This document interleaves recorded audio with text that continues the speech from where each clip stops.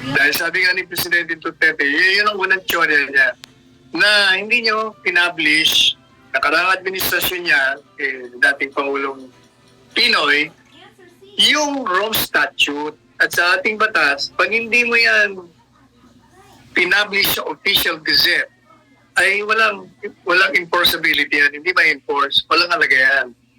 Oh, but assuming na meron, kasi meron tayong treaty, di ba? At inaproba ng Kongreso. Tingnan natin yung nakalagay sa Rome Statute. Ang nakalagay sa Rome Statute, kailangan yung member state ng ICC ay willing.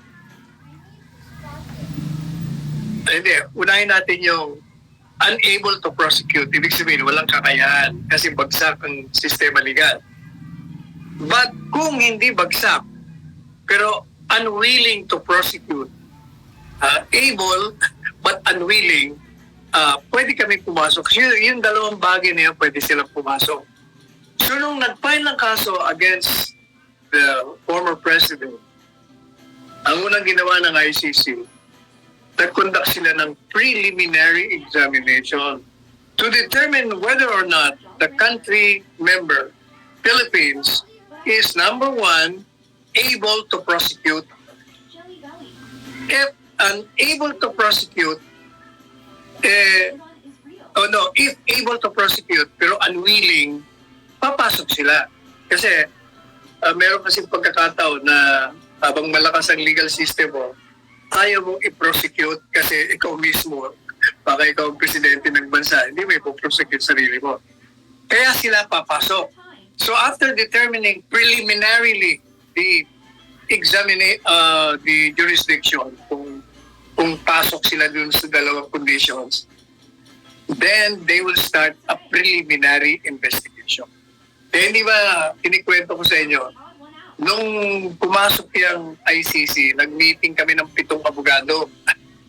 Yung 6 doon, o 5 abogado, ang feeling nila may jurisdiction kasi may treaty tayo. Kaya ako ang nagpanukala, sabi yung Presidente Duterte, kung yan ang problema lang na meron silang jurisdiction because of the treaty, then mag-withdraw tayo. At yun nga ang ginawa ni Presidente, nag-withdraw. Ngayon, under the Rome Statute, kailangan, sabi ng Rome Statute, kahit na nag-withdraw ka, may jurisdiction kami sa inyo. Kung, ayan ang kung na malaki na hindi alam ito ng mga nandun kahapon lahat ng mga abogado rin eh. Kung kami nag-umpisa ng preliminary investigation, obligasyon nyo pa rin kahit na kumalas kayo sa amin na mag-cooperate sa amin, may jurisdiction pa rin kami sa inyo. Ang tunay na nangyari dyan, hindi ho sila nag-conduct ng preliminary investigation. Nung tayo ay miyembro pa at nung tayo ay mag-withdraw, within the 1-year period, hindi rin sila nag-conduct. Ang kinonduct nga nila, yung preliminary examination to determine whether or not the two elements are present, yung tinatawag na complementary principle. Ngayon, after our withdrawal, 1 year ang effectivity, saka lang sila, yung special prosecutor, humingi ng permiso to conduct an investigation. Yun lang ang umpisa nila. So madali sabi, hindi papasok kahit na sa batas nila na may jurisdiction sila sa atin. Ang problema, eto, si Presidente Marcos Jr. na napupuri natin dahil sinundan niya yung patakaran na walang jurisdiction. Pero yung kanyang Solicitor General, nag-file ng request, huwag na kayong huwag niya lang ituloy ang investigasyon kasi malusog ang aming legal system. Kaya hindi ba, nagpadala siya ng mga prueba. Eh, hindi ba pinuna ko yun? Sabi ko, ba't ka nagpapadala ng letter request? Wala nga kayong jurisdiction. Ibig sabihin, you're submitting yourself to its jurisdiction kasi nakikiusap kayo eh.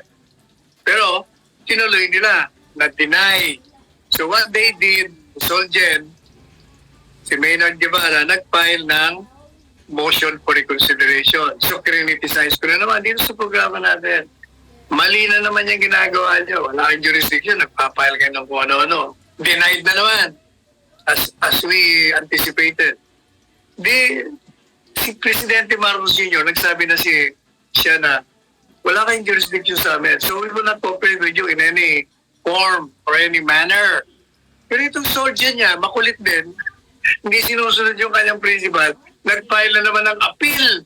So binanatan na naman natin, no, ayan ka na naman, hindi ka na natuto. Denied na naman. Oh, nung ma-deny, anong sabi ng ICC? 5 po silang justices. Yung dalawa, nag-dissent doon sa decision na may jurisdiction.